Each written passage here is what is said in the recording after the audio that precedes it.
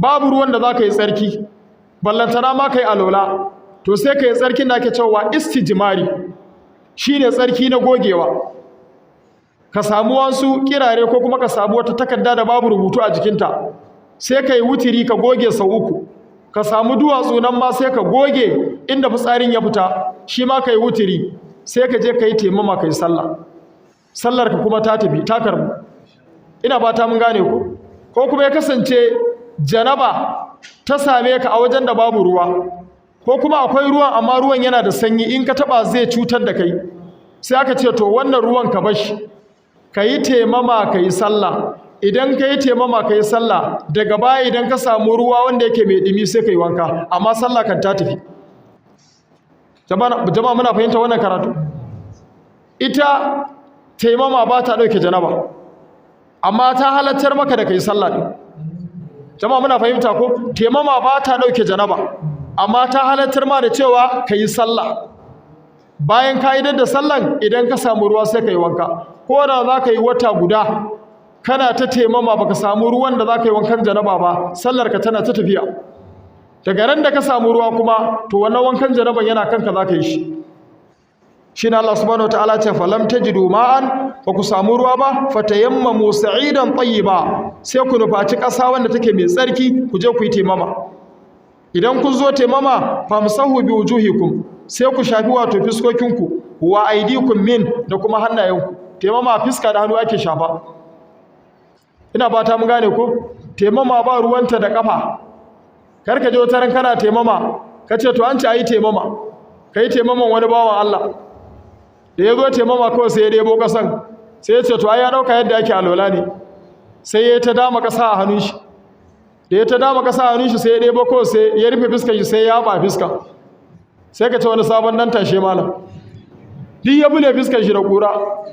ya zo kayi nan ma diba ya zuba kasa a kai kafa ma yana kokarin yana ta zuba mata kasa aka ce bawon Allah ba haka ake taimama ba alaran ma ce ya kokari da bai zuba baki ba wannan ya faru da wani sahabin manzon Allah sallallahu alaihi wa sallam Ammar bin Yasir akwai ran da shi ma jaraba ta same shi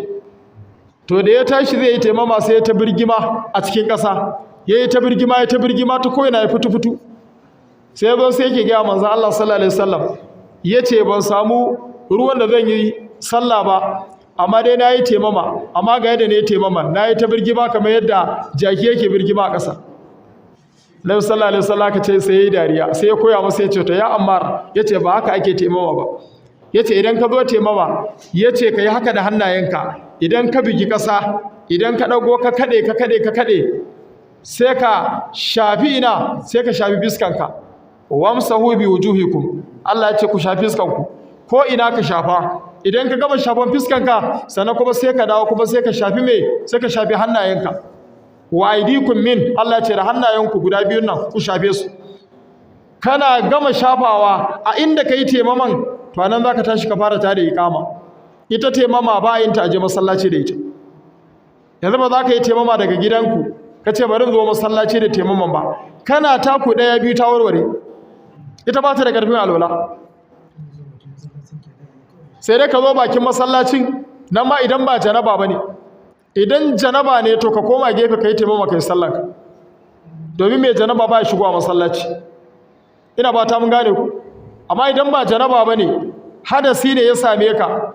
asghar wanda yake bawali ko bayan gida sai kai ko babu ruwa ya ka zo kai taimama to kana yin taimaman a bakin masallaci a dab da sahu sai ka dan lallaba sai ka shigo sai a jona sahu da kai ina ba ta mun gane ku amma ka yi taimama daga gida ka taho masallaci to wannan babu sallah a inda ka yi taimama a nan za ka tashi ka tada iqama kai sallanka to shi ne Allah subhanahu wataala ya ce wamsahu bi wujuhikum wa aydikum min sai Allah subhanahu wataala ya ce ma yuridu Allahu liyaj'ala alaykum min harajin Allah baya nufin ya sanya muku kunci a wannan addini wa ma ja'ala alaykum fid dini min harajin millata abikum Ibrahim Allah bai nufin ya sanya mana kunci a wannan addinin ba idan da kunci ne sai a ce to idan ka hadu da janaba sai ka samu ruwa kayi wanka sannan kai sallah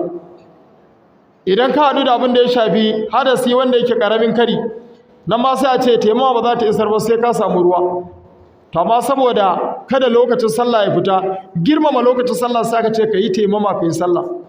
To yanzu jama'a akwai wanda ga ruwa yana kallon ruwa yayi alola ya sallah ba zai yi ba.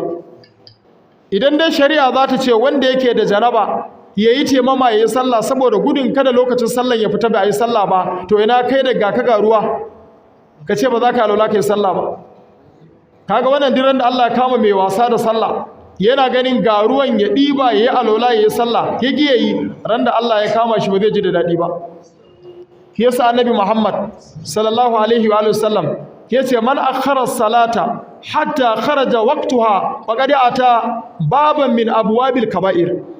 Yace duk wanda ya jinkirta sallah bai yi sallah ba har lokacin da ya fita saboda wai harkokin shi na duniya ya ƙi ya yi sallah akan lokaci, to wannan ka sani cewa ya zo da wata babbar kofa daga cikin manya-manyan kofofi na laifuffuka, kuma zai haɗu da Allah, Allah zai masa azaba. Saboda haka ba a jinkirta sallah in dai lokacin